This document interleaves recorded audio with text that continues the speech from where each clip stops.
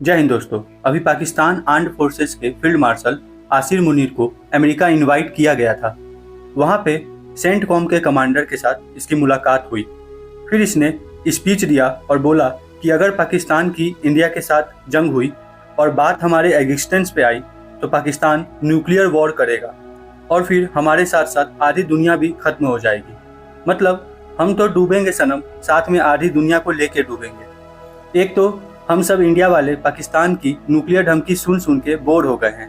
अब तो पाकिस्तानी आर्मी जब भी धमकी देती है कि न्यूक्लियर अटैक कर देंगे तो हर इंडियन के दिल से एक ही बात निकलती है, तो करना। परेशान हो गए हम लोग 2.5 साल से, ये भी परेशान हो गए, हम भी परेशान हो गए, करो फिर। इसके बाद इसने बोला कि हम वेट कर रहे हैं कि इंडस वाटर ट्रीटी तोड़ने के बाद इंडिया अब उस पर डैम बनाए। हम अभी कुछ नहीं करेंगे, पर जब इंडिया डैम बना लेगा तो हम उस पर एक साथ 10 मिसाइल मार के उसको उड़ा देंगे।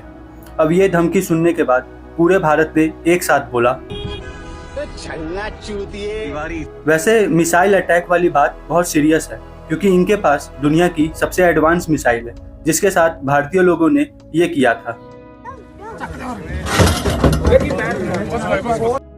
इनकी मिसाइल या तो भारत तक पहुंची ही नहीं, और जो पहुंची वो बेचारी आज तक फटी नहीं।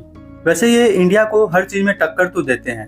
अभी कुछ टाइम पहले इंडिया ने चंद्रयान 2 लॉन्च किया था। उसके रेस्पॉन्स में इन्होंने अपना मेड इन पाकिस्तान मकसद चांद लॉन्च किया। अब आइए समझते हैं कि पाकिस्तान जैसे भिखारी देश को अमेरिका अचानक से इतना वैल्यू क्यों दे रहा है। तो अमेरिकन आर्मी ने पूरी दुनिया को अलग अलग 6 कमांडिंग जोन में बांटा हुआ है, और हर कमांड जोन का एक हेड कमांडर होता है। जैसे यूएस साउदर्न कमांड है, जिसमें साउथ अमेरिका के देश आते हैं। फिर यूएस अफ्रीकन कमांड है, जिसमें अफ्रीकन कंट्रीज आती है। और यूएस के लिए जो सबसे इम्पोर्टेंट कमांड जोन है वो है यूएस सेंट्रल कमांड, जिसको सेंटकॉम भी बोलते हैं। इसमें पाकिस्तान, अफगानिस्तान, ईरान, इराक ये सब देश आते हैं। तो आसिर मुनीर की मुलाकात सेंटकॉम के कमांडर केन से हुई है। अब सेंटकॉम के कमांडर ने आसिर मुनीर को इसलिए इन्वाइट किया क्योंकि अमेरिका को अभी ईरान में एक बड़ा ऑपरेशन करना है। वो अब कुछ दिनों में करे या कुछ महीनों में, लेकिन यूएस ईरान में एक बड़ा ऑपरेशन करेगा जरूर। उसके लिए अमेरिका को पाकिस्तान की जरूरत है, क्योंकि पाकिस्तान की एक अच्छी खासी सीमा ईरान से लगती है। तो अमेरिका के कहने पे पाकिस्तानी आर्मी ईरान की सारी खुफिया जानकारी इकट्ठा करके यूएस आर्मी को देती है। प्लस अमेरिका का जब भी ईरान से एक फुल स्केल वॉर होगा तो अमेरिकन आर्मी को ईरान के पास एयरबेस की जरूरत होगी, और वो एयरबेस पाकिस्तान प्रोवाइड करेगा। और पाकिस्तान ने पहले भी अफगानिस्तान में यूएसएसआर के खिलाफ लड़ाई में अमेरिका का साथ निभाया था, जिससे खुश होकर अमेरिका ने इनको F-16 फाइटर जेट्स गिफ्ट किए थे। अब अमेरिका को इस बार पाकिस्तान की ज़रूरत ईरान में ऑपरेशन के लिए है, इसलिए अमेरिका वाले इसको इतना भाव दे रहे हैं।